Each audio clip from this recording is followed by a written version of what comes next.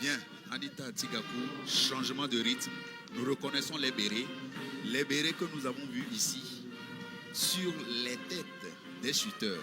C'est dire que ceux qui viennent là, ce sont les hommes ou de ces hommes, c'est de ces hommes que sont sortis ces chuteurs pour rester ici, pour faire leur démonstration.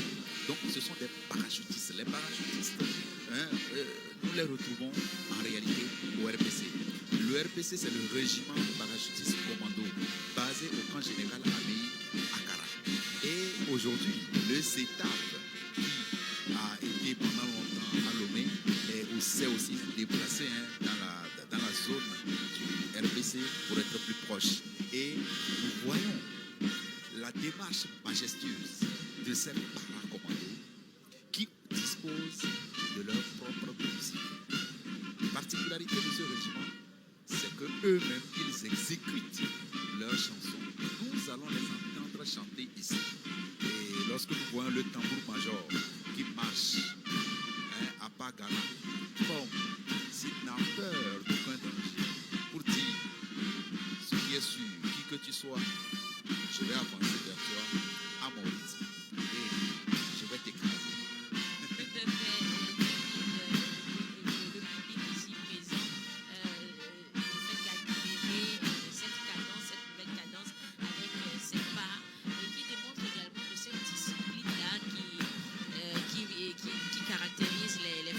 Togolaise. Et tout à l'heure, tu as parlé de cette assurance-là de ce régiment, des hommes et des femmes de ce régiment. Et d'ailleurs, vaincre ou mourir est la devise du régiment parachutiste commando. Inscrit même en lettres capitales, en lettres d'or, lorsque vous arrivez au RPC, c'est bien mis, vaincre ou mourir, Waboya Sabo. C'est dire que qui que tu sois, si tu viens pour inquiéter quelque Togolais que ce soit, voulant menacer la défense de notre patrie, les parachutistes seront là et vont vous écraser, en tout cas vont t'écraser. Et donc, attention, Garo Bandi, je cite là le président de la République en 2007, lorsqu'il était devant l'Assemblée nationale pour justement cet exercice d'aller présenter son bilan devant l'Assemblée nationale.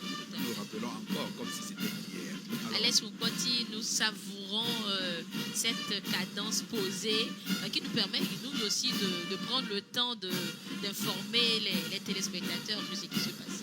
Yes, we always identify them that they are slow march and they are majestic. Most of the time, they walk like, they take steps like mountains. They are stable, you see stability, courage and bravery in their march. So we have here the Parachute Commando Regiment, and they are also part of the Togo Armed Forces. And their work is most of the time centered around the safety of Zabadaraja Alessa Mkorsi. Ela Gayan Lanja Uda Sojana Dana Uda Sese Musa. Na Pawe ne Borom Palese Ugola. Ne Paulo Zé do Gunumle. Kanda Yore Jare Ye na we Eldalo Wa. Do Gunumle Rumwe. Kanda Yore Babu Balam Boso. Ne Sama Bus Kala Rombos Kali no Ka Leto.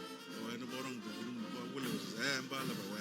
Kwasa so ne wa Itoria. Bare uno de Reteng Mo Ba be dawo.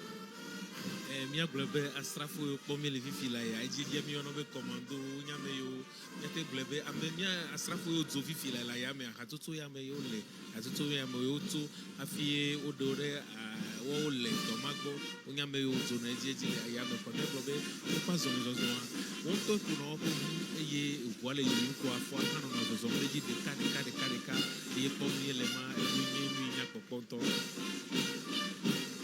Alors nous voyons là le colonel Kolani Sablim qui est le chef division des opérations de l'état-major de l'armée de terre qui est devant. Nous voyons parachutistes juste après la musique des parachutistes et leur fière allure guerrière qui ne se presse pas et Anita essaye de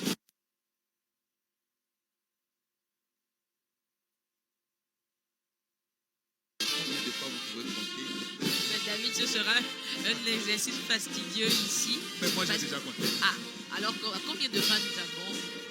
43 pas par minute. Waouh. Le para, il marche 43 pas par minute pour dire je suis tranquille, je suis à Posé. l'aise, je n'ai pas peur et quoi qu'il arrive, je vais défendre ma patrie, je vais défendre ma nation, je vais défendre mes citoyens. Et quand nous les regardons, de l'air tout joyeux, fier qu'ils ont, ce qui est sûr, le Togolais peut se réjouir d'avoir ou de disposer d'une armée professionnelle qui de plus en plus est mobilisée, équipée par les chefs des armées forts et sans immunisés.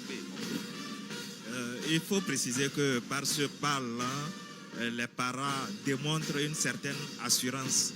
Assurance qu'ils vaincront face à toute adversité.